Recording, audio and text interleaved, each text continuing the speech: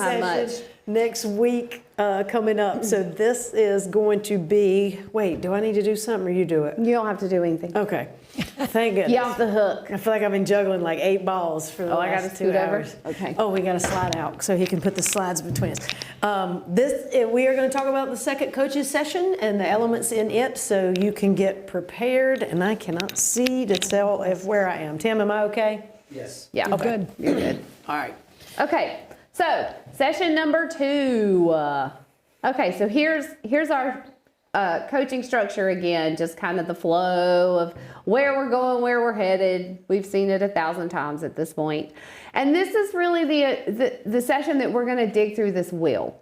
And so when that client comes back, that's when we're going to really start going through this assessment. And again, the goal of the assessment is just to kind of identify some of those gaps between where they are, where they want to be. So again, when we develop that discrepancy, that's going to really allow that person to say, okay, what string's getting pulled the hardest? You know, what strings are even getting pulled? And what string makes the most sense for me to maybe start tackling?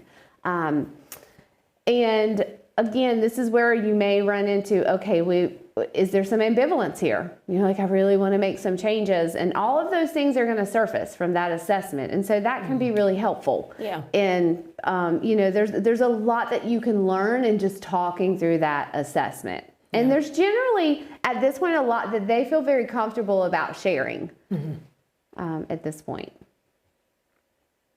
Okay, so as you're reviewing the assessment with that client, you want to bring a beginner's mind. So again, when we get that assessment, it's really easy to be like, oh, okay, well, I see that she said this, or I see that she's doing this. Yeah, or to go into it. I don't mean to interrupt you mid-sentence, but I just did. Sorry.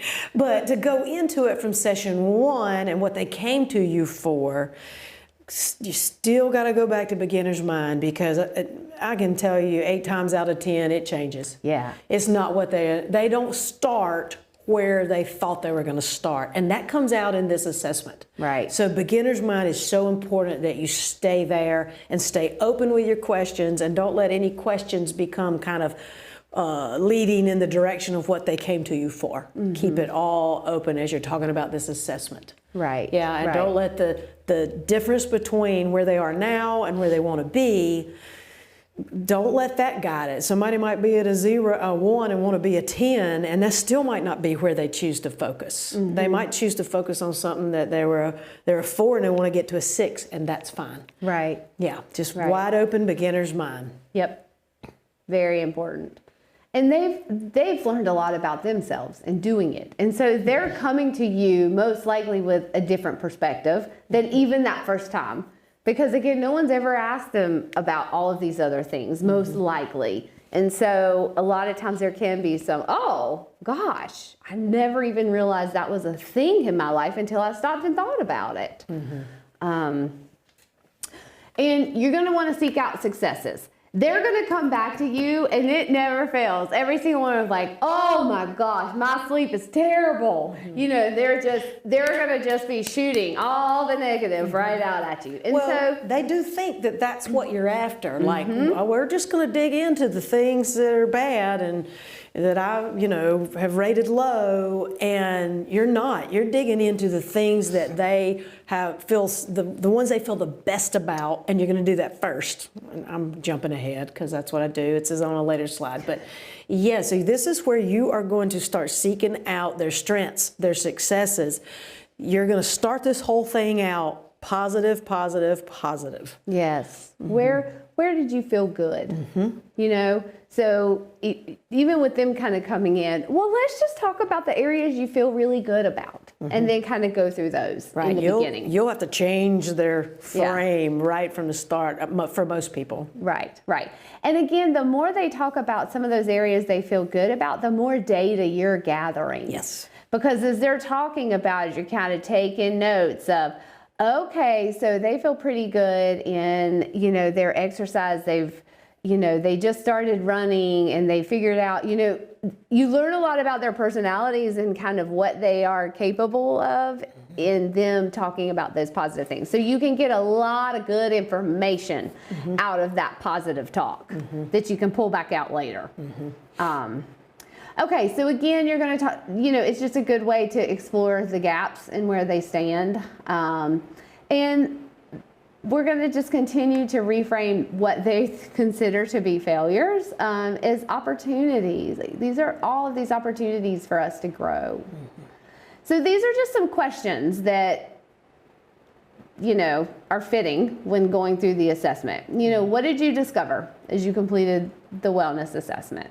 What stood out to you? What surprised you? What areas do you feel strong in?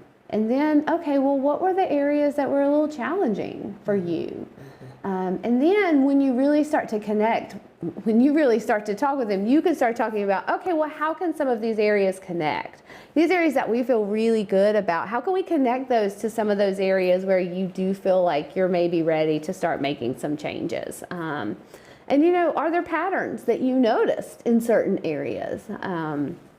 So again, the list of questions is endless. But these are just a few examples. And I generally start with an overall question, like what surprised you about this, or what did you notice that you didn't expect, or something like that, before I work into, okay, let's talk about your areas of strength, where you feel you're doing really well. Let's start with that. So I generally do that and have them think of it as an overall first. You don't have to do that, of course, but that's just sort of the pattern that I've gotten into. Yeah, I do the same thing. I usually start with what stood out. What stood out. And again, a lot of times they're going to jump right to the negative. Well, I don't sleep at all. You know, and that's and I don't think it's necessarily because they're negative people. I think it's just when the word assessment or when people are taking an assessment, I think we just are led to believe that, and you're coming to work on something in health coaching. So let me go to my areas where I need to work. So I think it's really that more than, I mean, some of them it's because they're negative Nellies, as the phrase is, but I shouldn't say that. I shouldn't use people's names as negative words since my first name is Karen. Anyway, I need to stop that. I'm going to quit that. I'm going to work on that. It's my next health coaching There we talk. go. Anyway, all right, so I squirreled a little bit. Let's get back to... No, those are great points. And you're right. It's just because it is just we're used to people telling us what's wrong with us and then how we're going to fix it. And so it can be so refreshing when we actually go through, what are some things you feel good about? Because again, the more they hear themselves talk in that positive way, the more change talk we're developing. And they don't even realize it, but we're encouraging them to talk about these areas that they're good at and what they feel good about doing, which is going to ultimately increase their confidence when we get to the areas that they don't feel so snazzy about. Right. And you're going to be gathering information from those strengths. And you're going to see some patterns across areas of strength that they may not notice that you can point out later and say, well, you know, when we were talking in session 2, I noticed that, you know, you're really good at organizing and planning, because those were some practices you had put in place for your finances and your spirituality, and those were really strong areas for you. So how could you use planning and organization in this new area you're wanting to work on? So you're kind of building yourself a little set of strengths and successes and good things you know about them to pull out later for them to apply in other areas. Yeah. The motivational interviewing book calls it little bouquets. So we're just pulling individual flowers that eventually we've got this whole bouquet of all of these things that we're going to put back out there. There's my analogy. Whatever they need. Yes. I like that. Yes. So that's the wellness assessment and kind of how you're going to tackle going through that. So once we've gone through each of those areas, and this will look different. You know, I have found that sometimes, and did we talk about this last time? I don't Oh, maybe it was today. I bet it was earlier today when we were recording this. Probably. I don't even know what I was gonna. Oh, Sometimes you don't even get through the whole wheel. Yeah, I know what you were gonna say. It just depends. Sometimes we'll just hit on like that one area that they just feel really good about. And then we start to dig into, again, it depends on where the dance is going and where they're going and where the energy of the conversation is going. So you don't necessarily always have to go through what's your sleep, what's your nutrition, what's your, sometimes that is really helpful to do that. But the client will kind of be your guide as far as how much you're going to dig into each of those individual areas. And as you've done that, that's when you're really going to start to see a focus emerge. And again, the focus is going to come from them. And we could be listening and think, oh, we're going to land on exercise. This is where we're going. And then, they've said, I just want to work on my time management, or whatever that looks like. So you just never know. So just keep that beginner's mind and just let them be the guide. And we are just there to support them wherever they land, because 9 out of 10 times you don't know. They'll surprise you a lot, actually. So you will eventually land on a focus. And, sometimes you have those really, really excited people that are like, I want to focus on this, and this. And the reality is, it is kind of our job to kind of rein them back in and just have a little bit of a discussion about, what is realistic. And, if we can get them to focus on, I have had a couple that have worked on 2 different things at the same time. Yeah, it was pretty clear that one of those areas was not going to be this monstrous thing, that it was something that they were already tackling that we were just kind of jumping into, and then we had added this other thing. So it's not always going to look the same, yet if we can find that one area, it does tend to be not so overwhelming, because we all know when we're trying to learn something new, take on a new task, it can get really tricky, and we don't want to decrease the confidence. We want to increase the confidence. So sometimes you have to kind of have those little conversations centered around, hey, what's realistic? What, again, kind of bring it back to that, health coaching is generally a small step approach. What would that look like if we were just to consider, X, Y, and Z? Okay. Focus areas determined by the client, not coach. We certainly know that at this point. Once they've declared their focus, this is when we're really going to bring in some of those coaching skills. Because what we know about being successful in making change in the world of behavior change is that it needs to be important enough for us to find value in doing it. And we have to have enough confidence present that we are willing to move forward with it. And so this is a big part of, once we get into that focus, is really determining that readiness to change. I was going to say, we've got we need to jump ahead. Yes. Yeah. So readiness to change is importance and confidence. And when I'm talking to my people, I say, hey, when we're talking about making changes, there are 2 really, really important things. Number 1 is, how important is it to us? And number 2 is, where does my confidence lie with this? And so, again, just because the client feels pretty on board with the focus that they've chosen, a lot of times when we start to dig into importance and confidence, we find that maybe this isn't the best string to deal with first. Where is an area that we really can kind of hone in on that importance and confidence?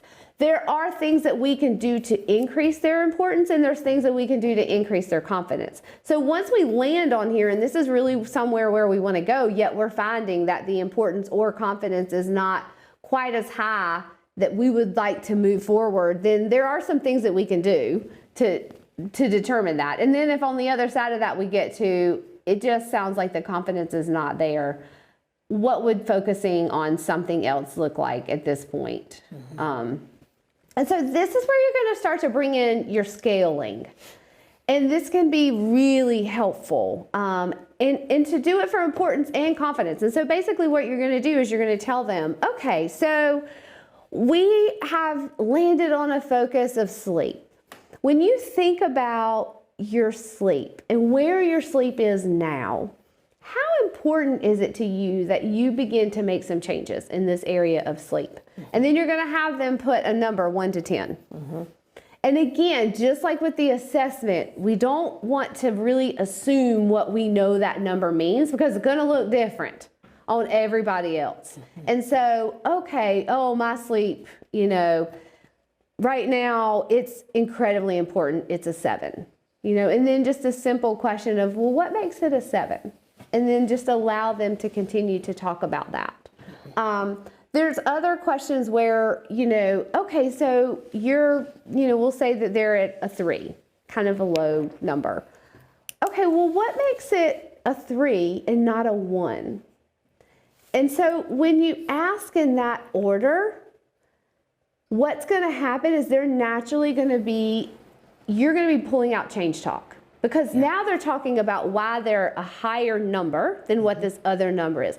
Well, I'm a 3 because I'm actually really good at putting my phone down. I'm finding that I am able to get into my bedroom at the time I want to go to bed, yet I'm just not falling asleep when I need to, or whatever that looks like. So when you're asking in those directions, you always want to ask in the backward direction. What makes it the higher number, not necessarily. So if you were to say, well, what makes it a 1 and not a 3? Well, then they just start talking about, well, you know. I've tried a million times. Yeah. You don't want to induce the negative talk. Right. Exactly. Always so induce the positive. A method to the madness there of how we're going to do that. Yeah. Generally speaking, if they land on about a 7 or higher, and again, once we've inquired about that and we feel like, yeah, okay, the importance is really there, they're giving themselves a 7, that's when we know, okay, this is probably high enough that they're going to be successful with this. And this is a test question. So know that 7 is their magic number of, okay, if we're seeing an importance rating of 7 or a confidence rating of 7, that's generally enough to move on. So if you've got someone and they're like, oh my gosh, it's a 10. Like if I do not make changes to my sleep, it's going to get really, really bad. Well, we have all of these steps in like how to improve getting ourselves a little bit higher.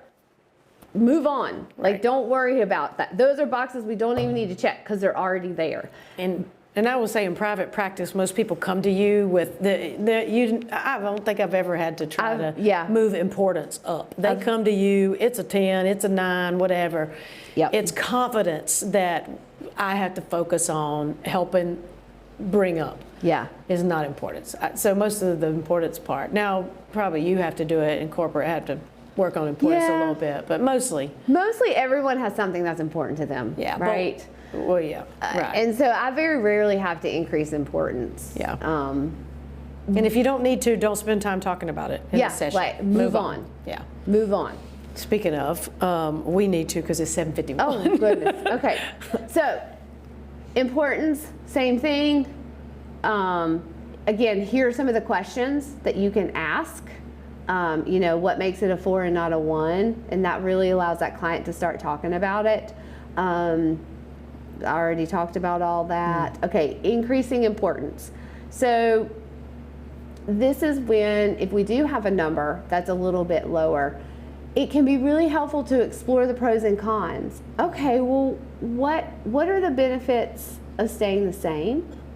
What are the benefits of changing? You know, really kind of going through almost like that decisional balance that we talked about, just kind of verbally going through that. And when you can have them talk through, well, gosh, there really aren't any pros to staying the same. You know, they start to see that. Okay, well, what are the cons of staying the same? Well, you know, I'm a real grouch because I'm not getting my sleep, I'm not getting my work done, you know, again.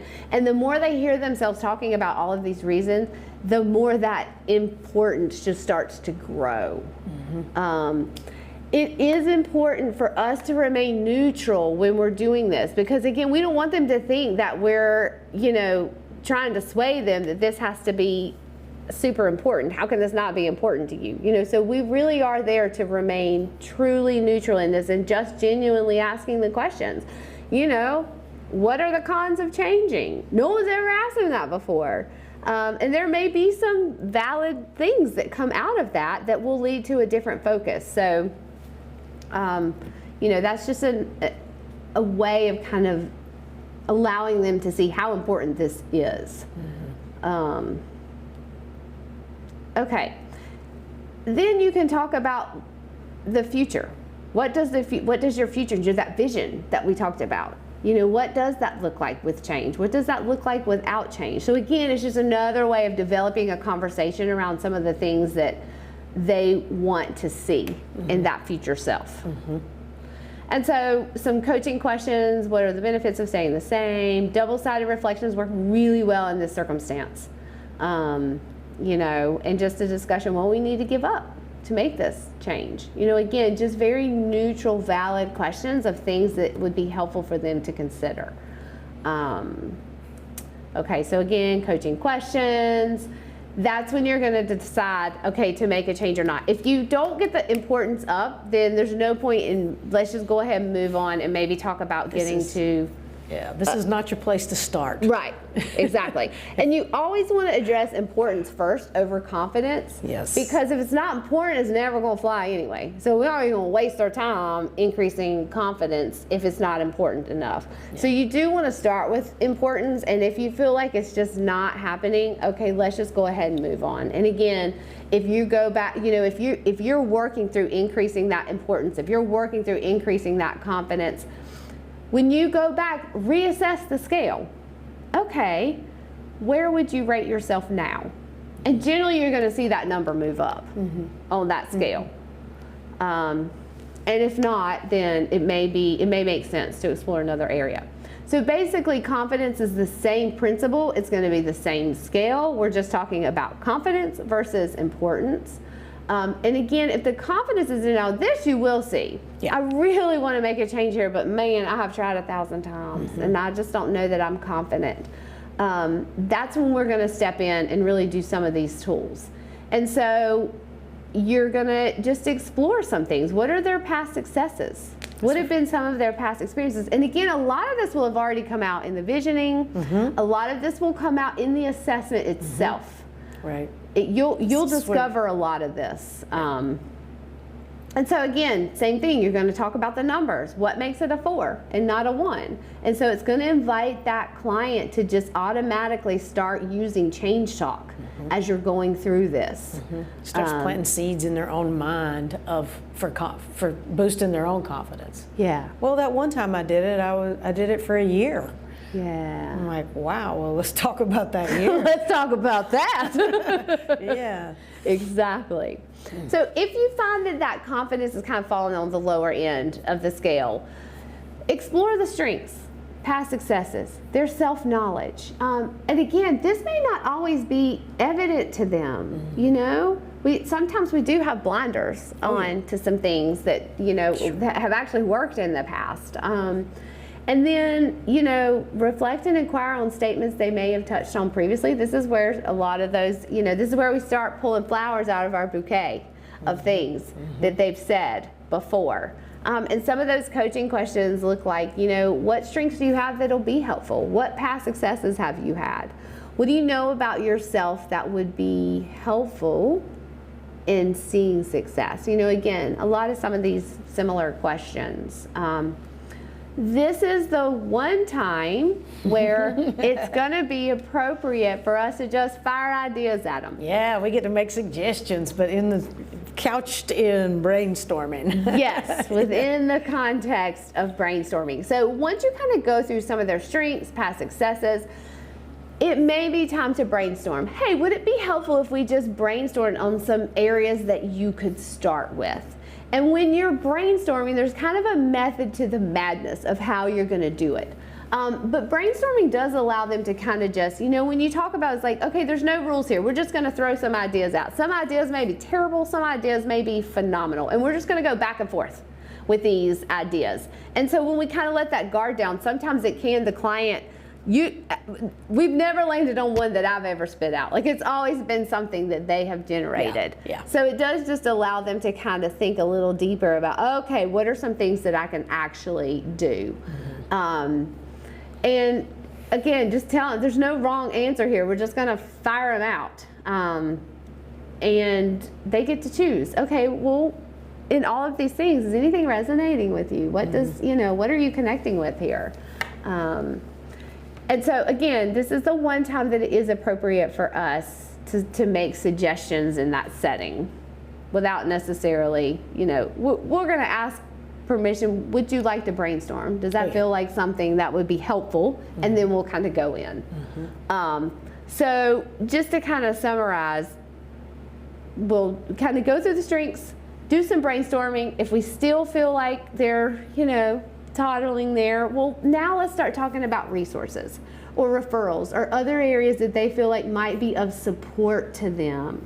And again, we're going to ask permission here before we offer any of those resources. But this is a point where resources will be very readily accepted if that's something that we feel like is going to be helpful at that point in time. And then we're going to go back and reassess again after we kind of go through all of that. Okay, let's revisit that scale. If you're considering confidence in sleep, where would you rate yourself now? And then they'll give you a number. And if it's 7 or higher, you're pretty much good to go. Or you can also tell sometimes it might not be a 7 for them, but they just use low numbers when they're rating, and they're a 5 now and they were a 3. And you can just say, do you feel confident enough to, you can ask a close-ended clarifying question. Yeah. Do you feel confident enough to move forward with this one as your place to start?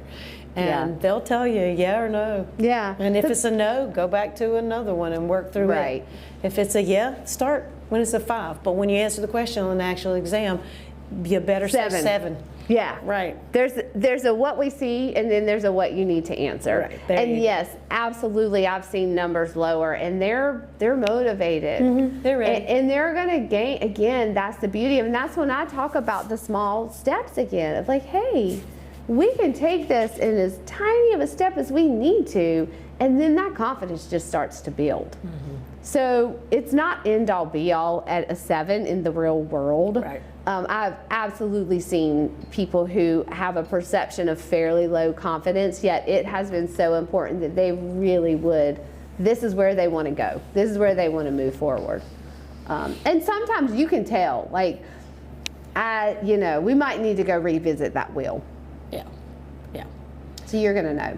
So this is just a little flow chart that kind of breaks down all of that stuff that I just threw at you at 2 minutes, and it's now 8 o'clock. Yes, take some time to look at this. So just take some time to look at it. We can go back through all of this if you guys want to, because this is literally the heaviest session, and we just threw it at you in like 7 minutes. So this is just a nice, easy way to break it down. Like, here's what readiness to change looks like. It's importance, it's confidence. Here are the ways that you're going to increase it. And then this is what's going to happen, okay?